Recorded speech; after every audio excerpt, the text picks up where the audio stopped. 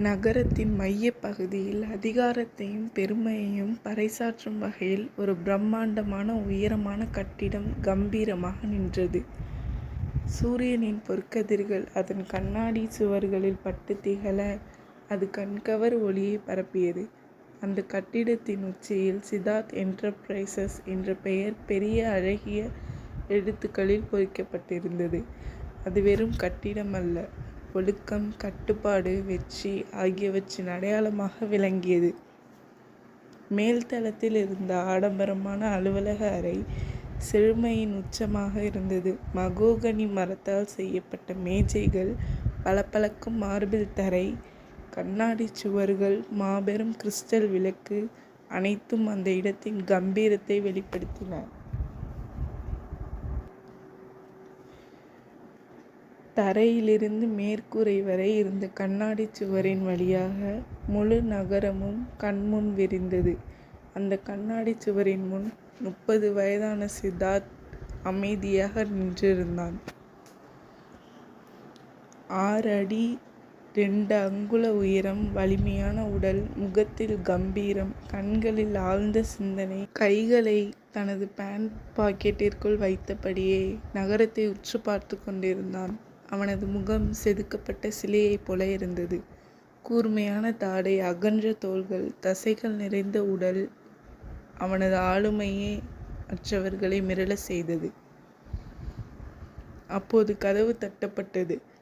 "உள்ள வாங்க" என்றான் ஆழ்ந்த குரலில்.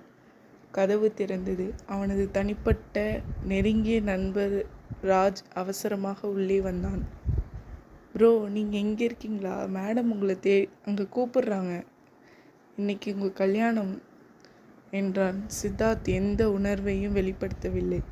ராஜ் மீண்டும், "ப்ரோ, இன்னைக்கு உங்கள் கல்யாணம்" என்றான். சில நொடிகள் கழித்து சித்தார்த் அமைதியாக, "எனக்கு தெரியும்" என்றான்.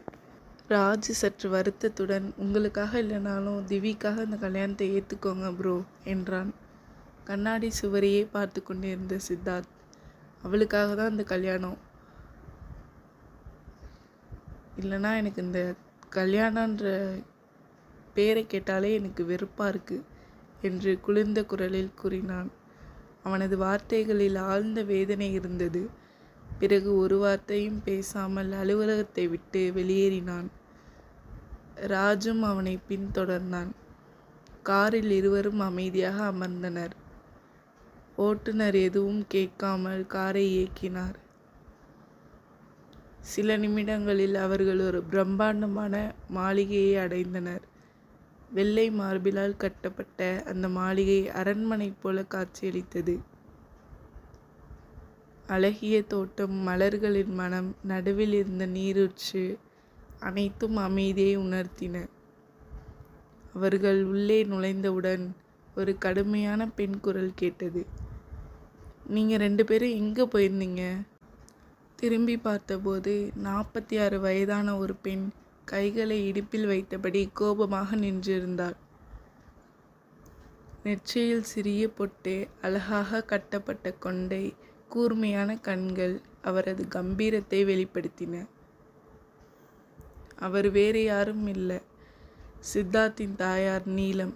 சித்தார்த் அமைதியாக, "அம்மா, நாங்கள் மீட்டிங்கில் இருந்தோம், அதனால தான் லேட் ஆயிடுச்சு" என்றான்.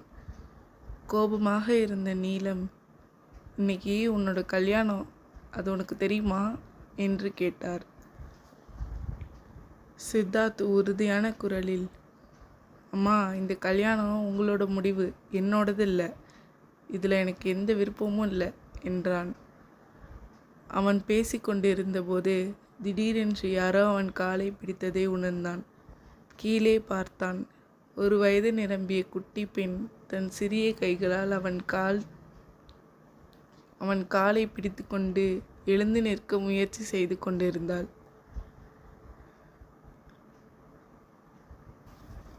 அவளை பார்த்தவுடன் சித்தார்த்தின் கோபம் முழுவதும் மறைந்தது.